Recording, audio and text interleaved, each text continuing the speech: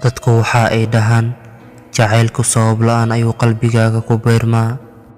Haa, waa run, sababtoo ah sabab la'aan ayaad qalbigayga degtay.